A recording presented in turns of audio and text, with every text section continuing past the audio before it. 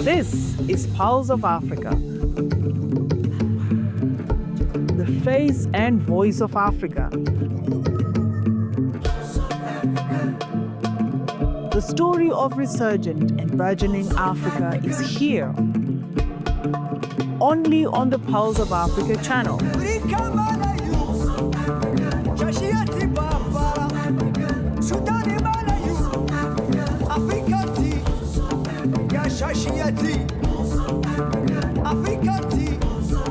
Pulse of Africa, the face and voice of Africa.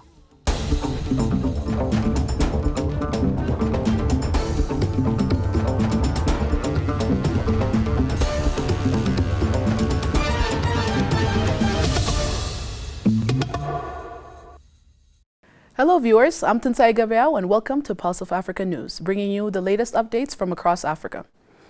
Moroccan Foreign Minister Nasser Bourita met with his Russian counterpart Sergei Lavrov in Moscow to reinforce bilateral relations under the strategic partnership framework established by King Mohammed VI and President Vladimir Putin in 2016. The talks focused on deepening cooperation and exploring new areas of collaboration as both ministers praised the momentum in Morocco-Russian relations and reaffirmed their commitment to elevate the partnership to a higher level. During the meeting, Bourita and Lavrov signed a memorandum of understanding to create a joint working committee between their foreign ministries. The body will review progress, identify high-value cooperation opportunities, and propose initiatives to advance bilateral relations. The ministers also agreed to maintain regular political dialogue and jointly monitor existing agreements. Regional and international issues, including developments in North Africa, the Sahel, and the Middle East, were also discussed. Bourita's visit included co-chairing the 8th session of the Morocco-Russian Joint Commission with Russian Deputy Prime Minister Dmitry Patrushev. The chairperson of the African Union Commission, Mohamed Ali Youssef, called for stronger AU-UN partnership and permanent African representation in the United Nations Security Council. The chairperson received members of the United Nations Security Council at the AU headquarters in Addis Ababa. During the meeting, Chairperson Youssef briefed the Council on key African priorities, including peace and security, development and governance. He stressed the importance of strengthening partnerships between the AU and the UNSC, particularly through Africa's representation in the A3. Reiterating Africa's long-standing call for permanent representation in the United Nations Security Council, the chairperson underscored the continent's need for a stronger voice in global decision-making. He further urged the full implementation of Resolution 2719, emphasizing that Africa-led peace support operations are crucial for sustainable stability and lasting peace across the continent. Members of the Security Council commended the AU's leadership and reaffirmed their commitment to deepening cooperation with the Union in advancing shared goals of peace, security, and sustainable development in Africa.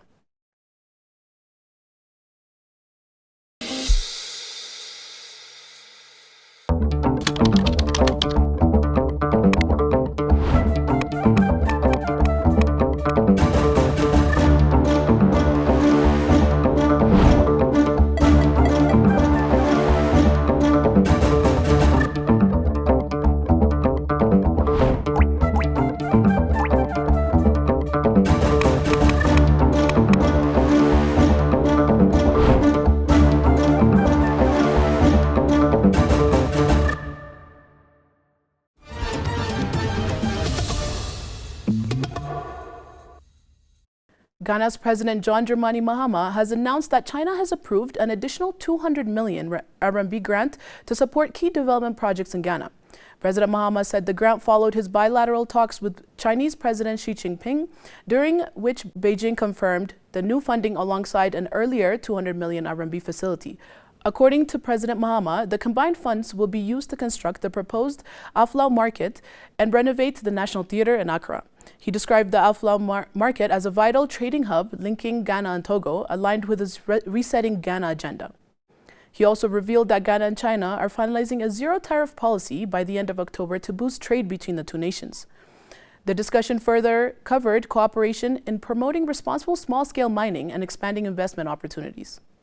China also expressed interest in Ghana's 24-hour economy initiative and green transition policy, with plans to collaborate with the government and private sector and advance these programs. He noted that the engagements form part of Ghana's border resetting Ghana agenda, aimed at strengthening partnerships and attracting foreign investment to drive national growth. A total of 33 people have died from Rift Valley fever in Senegal and Mauritania since its outbreak in late September, an official of the African Center for Disease Control and Prevention said Thursday.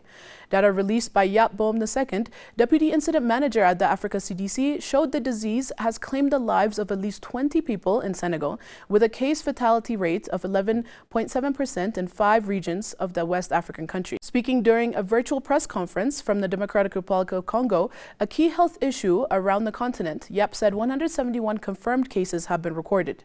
The northern St. Louis region is the most affected, with about 159 of the recorded cases since the first laboratory confirmation of Rift Valley fever in the country on September 20.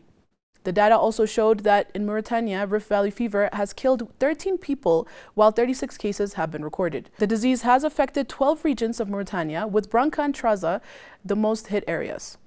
The viral disease mainly affects animals, but also humans. Africa CDC figures show that in livestock, 22 cases of Rift Valley fever have been recorded, with 452 abortions attributed to the disease, but no deaths.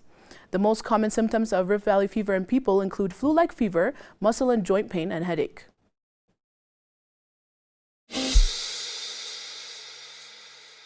They shaped history. They inspired generations. They are the notables. Join us as we honor Africa's greatest minds and trailblazers, the notables, celebrating Africa's icons.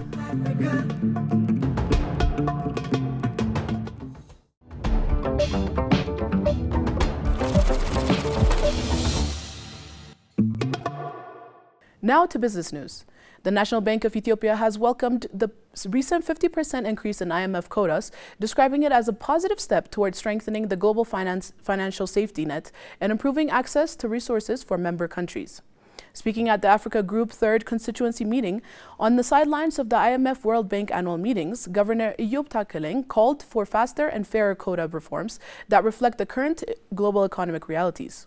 While we welcome the quota increase and the swift implementation, the urgency of quota realignment cannot be overstated, he said.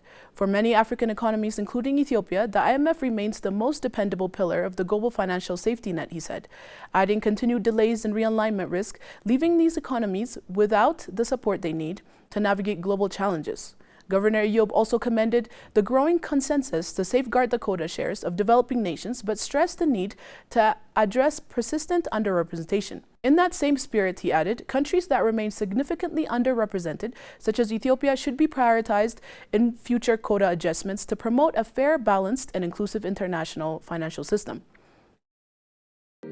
El Dorado, a land of wealth, a future of limited possibilities.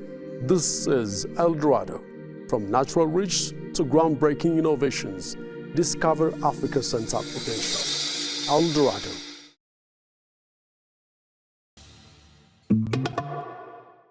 South African Reserve Bank Governor Leslie Kganyago has called for greater transparency from global credit rating agencies, urging that developing nations be allowed to challenge their methodologies. Speaking after the G20 finance chiefs meeting in Washington, Kganyago said examining and replicating agencies' methods would help developing countries contest inaccurate ratings and secure fairer assessments. As G20 president, South Africa has prioritized reducing the high cost of capital for developing economies, including addressing the role of rating agencies. A proposed commission to study these issues, however, is yet to be established. The G20 chair summary noted that while the global economy remains resilient, risks such as geopolitical tensions, debt burdens, and climate impacts persist. It also stressed the need for reforms at multilateral development banks to boost lending and strengthen developing countries' representation in global decision-making. Next, let's check the current weather forecast.